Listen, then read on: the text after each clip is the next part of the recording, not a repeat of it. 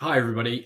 Welcome to this Demand 2023 session on the anatomy of a demand generating website. I'm Phil Vallander and I'm the co-founder of Blend. Blend is an agency that helps B2Bs step change their website conversion rate and align their marketing to the generation of demand and the production of pipeline. I'm really thrilled to be here today to share with you my top tactical takeaway tips that you can apply to your website now to improve its demand generation performance.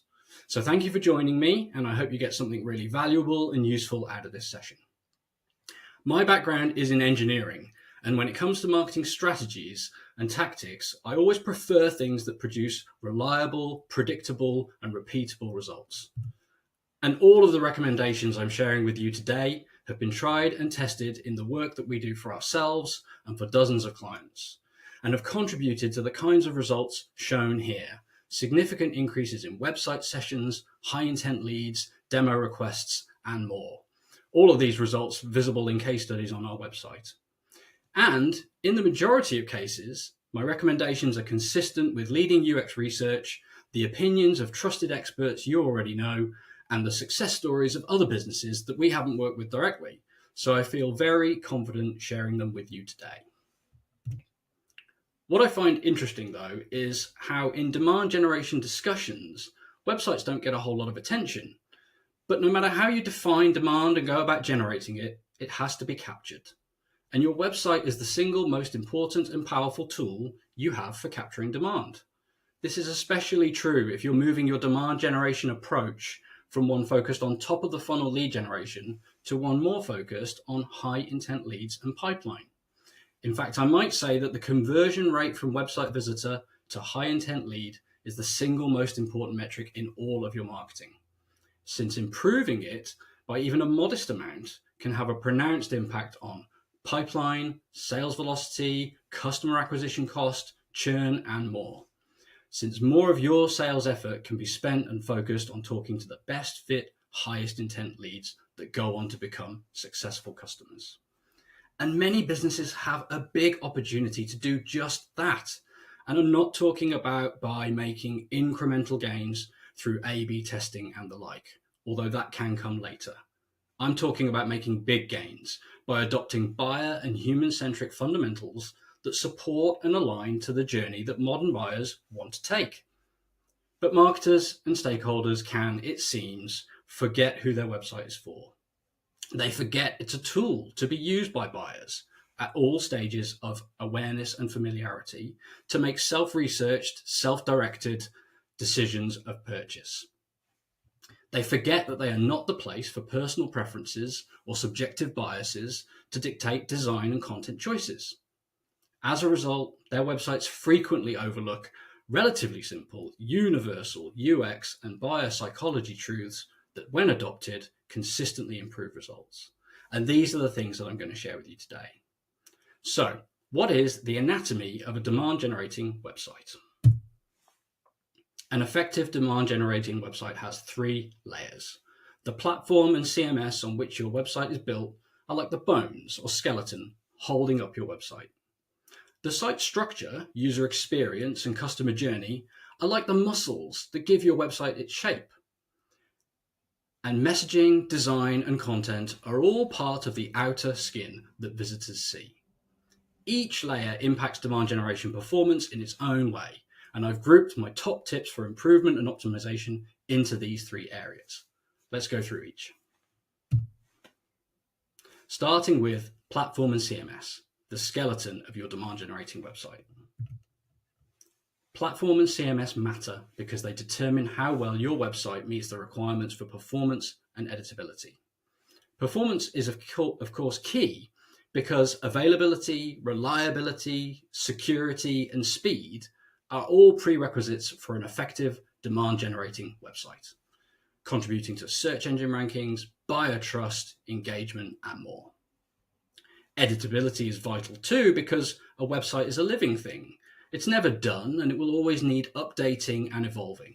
Too many marketers are still constrained by websites that do not give them this control, do not allow them to add and edit content when they need to. However, While things like content, design, and the user experience of a website are unique to every business, these platform requirements are not. They are, for the most part, identical. There's no competitive advantage or differentiation anymore in configuring and maintaining your own web platform. There is only competitive disadvantage if you do it badly. Therefore, my top tip and recommendation here is that you do not invest your own resources and time in this area. Since even if you're successful at building a suitable platform for your website, you will have built exactly the same thing as all of your competitors, and you bear the responsibility for maintaining it and securing it going forward. So, if you're still using WordPress or any similar CMS which leaves you responsible for its availability, reliability, or security, I urge you to reconsider. WordPress is an amazing CMS in certain situations, but there are better options for B2B demand generation out there that combine the platform and software you require in a CMS as a service, and I recommend you select one of them now. Taking this approach allows you to focus your valuable time, energy, and budget in the layers of your website that can differentiate you from your competition and do create competitive advantage for you. Things like the UX, messaging, design, content, etc. We'll move on to those next. Your website needs an effective layer of muscles to give it shape and power on top of a strong, suitable platform. These come in the form of your information architecture, user experience, and the customer journey that you build. All of these things can add or remove friction from the process of your buyer discovering, navigating, engaging, and converting on your website. Remove friction successfully and you will increase the number of visitors that arrive and go on to make high intent inquiries. It's possible to remove too much friction though, and you can start to have the opposite effect, reducing conversion or increasing the quantity at the expense of quality. And we'll look at what might cause that in a moment. But first, how can you optimize this layer of your website for demand generation? First, the architecture of your website should be devised in line with your commercial keyword strategy. If you do not have product or service pages targeted at and optimized for the terms that your buyers use when they search for solutions like yours, you're making it unnecessarily hard to be found when they do, and harder than it should be to capture demand for your category. For keywords that have attractive volume but are informational, the next layer down, pillar pages are an effective content format. And for the myriad of long tail queries that buyers put into search all the way along the path to purchase, blog posts or articles clustered around those informational pillars are, for now, still the best way to target them.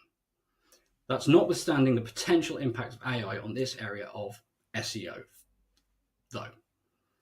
Crucially, when you create and organize your website content like this, internal linking can significantly improve your search engine ranking positions for those attractive commercial and informational keywords and bring in more buyers with high levels of intent.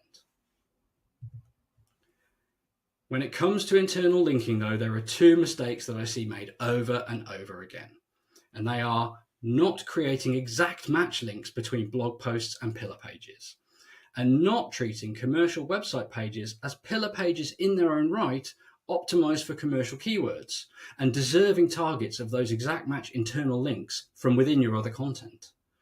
If you go through your content and apply this approach to your internal linking, you will rank more highly for attractive keywords, you will attract more visitors, and you will generate more high intent leads. Quick tip, there's a simple way to fix this issue if you have it, which is to go to Google, do what's called a site search, where you enter site and a colon, and then put in the URL, ideally, of your blog, and one of the key commercial or informational keywords that you want to be found by buyers for. And you'll get back all of the articles that mention or feature that keyword. See how many, if any, are exact match linked to the page that's optimized for that keyword, and put those links in place if they're not there already. The impact from this simple step can be immediate and significant, so it's highly recommended. Okay, so once buyers are on your website, thanks to your content, structure, and SEO, navigation should be device appropriate and intuitive. While burger menus are a necessary compromise to the constraints of a mobile display, they should not be used on desktop, and yet they often are. On desktop, a burger menu is pure form over function and style over substance, simultaneously hiding key content from visitors, hampering discoverability, and adding time to every task. Whereas horizontal navigation, for which there is plenty of space, has none of these drawbacks and performs better in every way. Furthermore, on any device, navigation should be familiar and intuitive. Buyers do not want to spend additional time figuring out how to interact with your website. All they're looking for is answers to their questions. So unconventional approaches like vertical navigation, sideways scrolling, or scroll jacking are most likely doing more harm than good. At the other end of the navigation spectrum, we have mega menus. Mega menus can be good or bad for the user experience, but often they are bad. Too often, mega menus become so dense with links that they induce choice paralysis, overwhelming the visitor with so many options that they don't choose anything at all. In this situation, the best case is that they make do with the content and links on the page they're on. The worst case is they promptly leave to find an easier experience elsewhere. The solution is to make critical, sometimes hard decisions about what to show your visitor and what not to. By making these decisions on behalf of your visitor, you can turn your mega menu back into a useful aid that helps visitors find key content more easily and encourages them to make that high intent inquiry. Design of your mega menu is also important, as they need to be easy to read at a glance, and it can be beneficial to use the available space to include limited supporting information to give additional context to the key links within.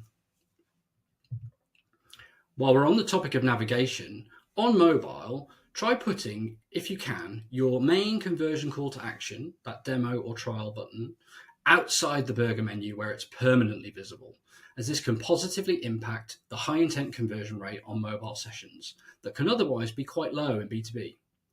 Typically, these call to actions are hidden away in the burger menu, often at the bottom and sometimes even off the screen, meaning buyers are rarely going to see them and interact with them unless they're really looking for them in the first place. Conversion offers, the promise they make and their placement form a very important part of the customer journey toward your pipeline. So while they partly fall under the category of messaging, the full discussion of them belongs here in UX. We found that two key factors drive performance of conversion offers on B2B websites: specificity and authenticity.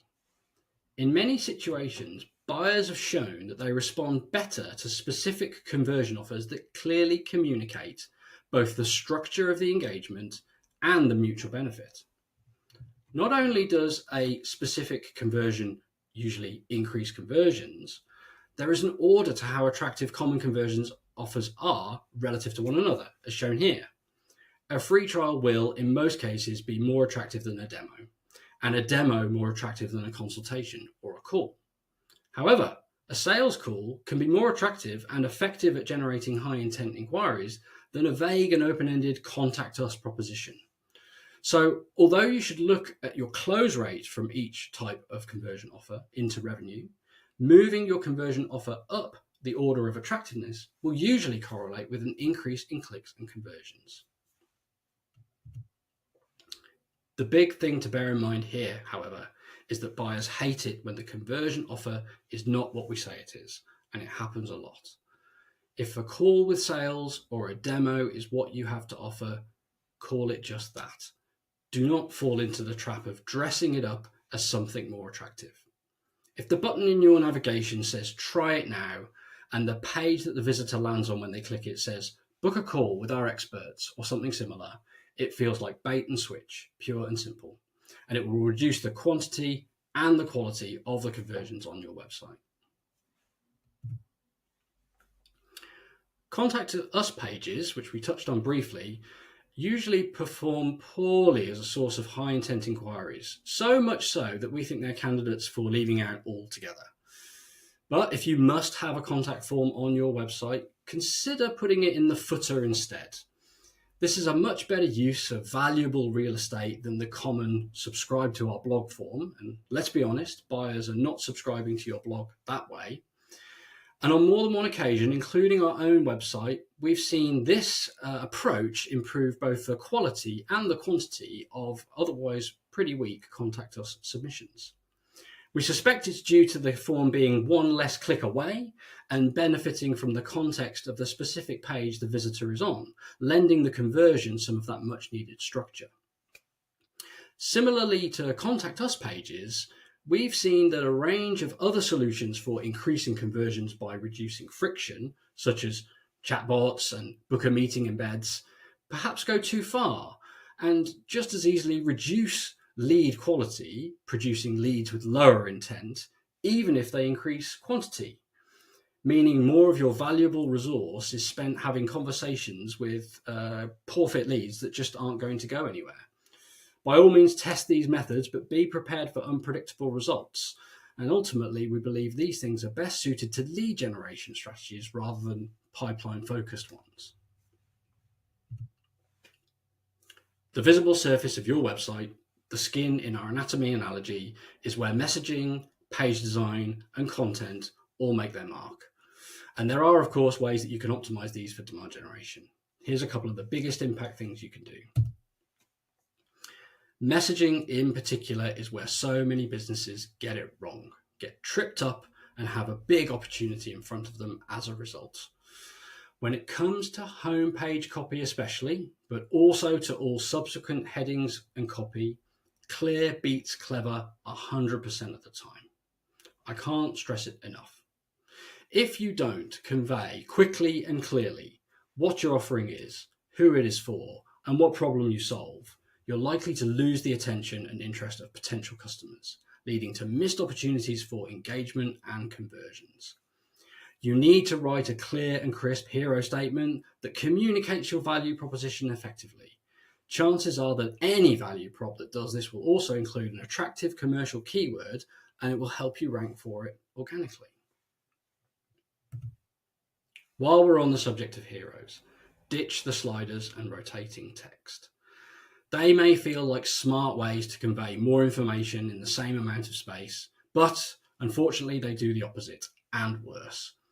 Research has conclusively shown that movement in sliders distracts the human brain so completely that we stop reading and we start watching the movement instead. Not only does the second or third message not go over well, the first one doesn't either, meaning your entire value proposition is compromised. And to add insult to injury, sliders will typically negatively impact user experience and SEO by cramming in multiple H1s to confuse Google and adding unnecessary code that slows down page speed and page loading. So there are at least 3 reasons not to use sliders on your website. What should you do instead? It's simple. Craft a strong message that captures your value proposition and present it statically. When it comes to page layout, the best practice varies with the page purpose. The one rule that applies universally, though, is that restraint improves performance. Focusing attention on the content that matters and using typography, design, and animation to support consumption of it will produce the best results. Take blog posts, for example. The tired trope that you should surround each blog article with a myriad of navigation devices, calls to action, ways to share, and ways to subscribe is way wide of the mark. Buyers are not visiting your blog with the intention of or desire to interact with any of those things.